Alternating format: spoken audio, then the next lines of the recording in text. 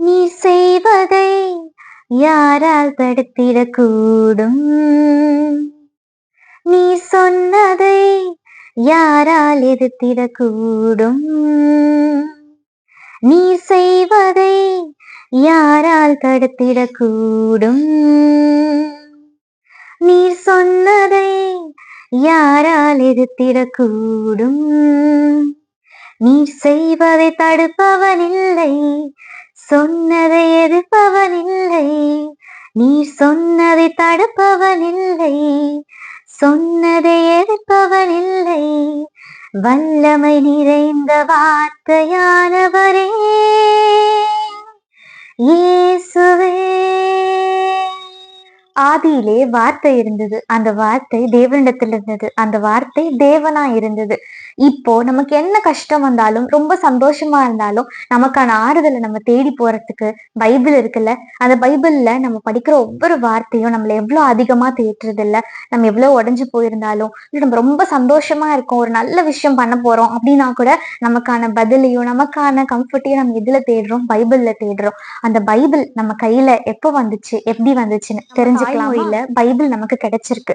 இந்த பைபிள் எப்படி நம்ம கைக்கு வந்துச்சு? ஜூலை 9, 1706 சீகன் பால்க் அப்படின்ற ஒருத்தர் நம்ம தரங்கம்பாடியில கப்பல் வழியா வந்து இறங்கினாரு.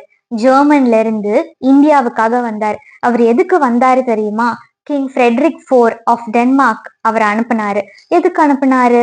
இந்தியாவில இருக்கிறவங்களுக்காக மிஷன் ஒர்க் பண்ணணும் அப்படின்னு சொல்லிட்டு அனுப்பியிருந்தாரு.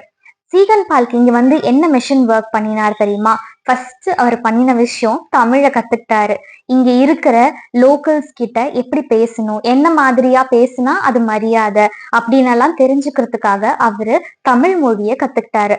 தமிழ் மொழிய ரொம்ப ஈஸியா கத்துக்கல, அவரு வார்த்தை வார்த்தையா தனித்தனியா கத்துக்கிட்டாரு. தமிழ்ல ஃபர்ஸ்ட் கிறிஸ்டியன் லிட்ரேச்சர் என்ன தெரியுமா?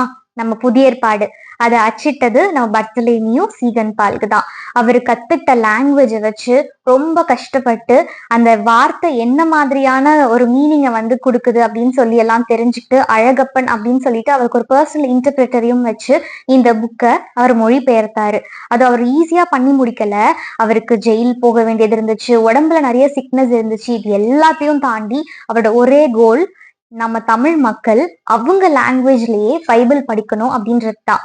அதுக்காக ரொம்ப பிரயாசப்பட்டாரு. பிரிண்டிங் பிரஸ் வச்சாரு, அந்த பிரிண்டிங் மிஷின்ஸை வந்து வெளிநாடுல இருந்து வர வச்சாரு, அதுல ஒர்க் பண்றதுக்கு ஆளுங்களை ட்ரெயின் பண்ணாரு. இப்படி நிறைய பண்ணாரு. அவரு தமிழ்ல பைபிளை மட்டும் அச்சடிக்கல, தமிழ் லிட்ரேச்சர்ஸையும் மேனுஸ்கிரிப்ட்ஸையும் கூட அதை டிரான்ஸ்லேட் பண்ணி புக் ஃபார்ம்ல கொண்டு வர்றதுக்கு நிறைய முயற்சிகளை பண்ணாரு. 13 வருஷம் மிஷன் ஒர்க்ல அயராம உழைச்சு அவர் தன்னோட 36வது வயதுல 1719 February 23 இந்த உலக பயணம் அவருக்கு முடிஞ்சது. அவர் இங்க வந்து சர்வைவ் பண்ணுறது அவ்வளோ ஈஸியா இருந்ததுல. சீகன் பால்க் சொன்ன ஒரு விஷயத்த நான் வாசிக்கிறேன், கேளுங்க. My skin was like a red cloth. The heat here is very great, especially during April, May and June, in which season the wind blows from the inland so strongly that it seems as if the heat comes straight out of oven. இந்த April, மே, June இந்த 3 மாசத்தையும் கடக்கிறது அவருக்கு ரொம்ப கஷ்டமா இருந்துச்சு. நம்ம Indian கிளைமேட்டுக்கு பழகின இந்தியால பிறந்த நமக்கே இந்த சம்மர் சீசன் வந்துருச்சுன்னா ரொம்ப கஷ்டமா இருக்குல்ல, ரொம்ப எரிச்சல் அடைகிறோம், நிறைய கஷ்டப்படுறோம்.